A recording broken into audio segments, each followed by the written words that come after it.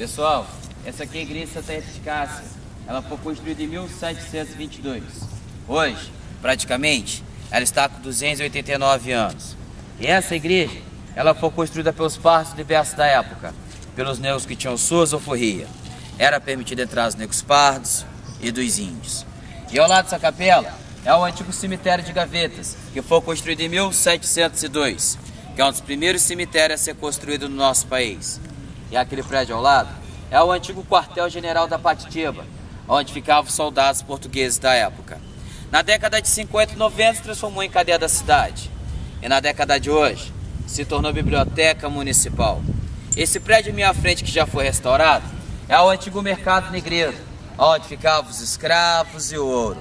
Por isso nós temos aquele símbolo navio negreiro na parede. E as telhas eram formadas nas coxas das escravas, que tinham suas coxas mais grossas. Por isso que as três ficam de bicado uma em cima das outras e não se acasalam direito. E esse prédio batente Samaré de Porta Verde é o segundo mercado negreiro. Ali era vendido o açúcar e o café. E mais ao lado, naquela rua estreita, nós temos a Rua do Fogo. Ali antigamente moravam as mulheres alheias da época, as mulheres da vida.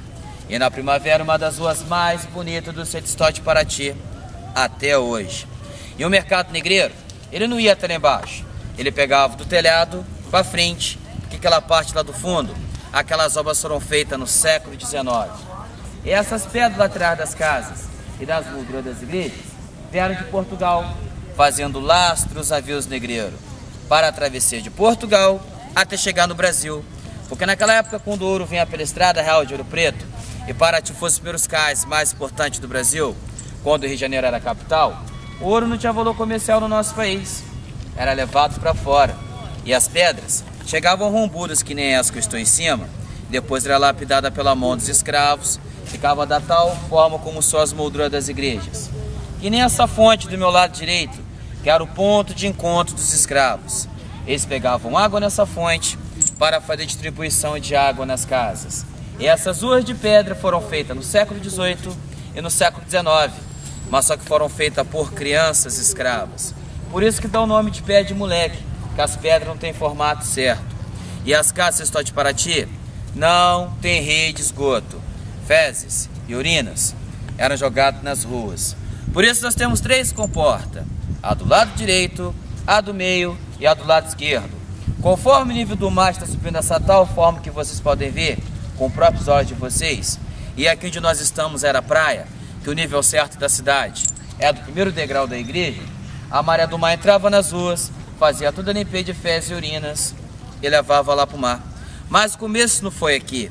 O começo foi lá em cima no forte, em 1615. A expansão foi tão grande que eles tiveram que descer. E aqui está situada a cidade histórica hoje. Era uma fazenda, a fazenda de Dona Geralda. Por isso nós temos o nome dessa rua, Rua Dona Geralda.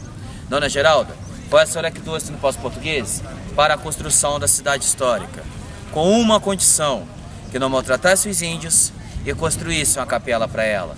No lugar da capela foi construída a igreja da Matriz, que dá 3 igrejas Santa Ritas dessa. E os índios, quase que acabaram com a raça dos índios do nosso país.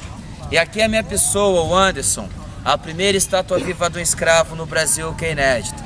Nesses 3 anos e 40 dias de hoje, eu já passei de mais de 700 mil fotos espalhadas no mundo inteiro.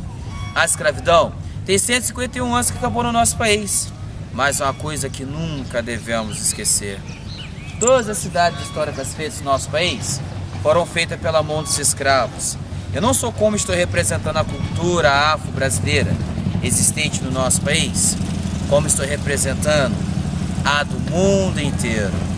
Enfim, nada acabou por aqui, porque quando tiver amor e respeito pela cultura afro-brasileira existente no nosso país, como no mundo inteiro, eu vou lutar até o fim.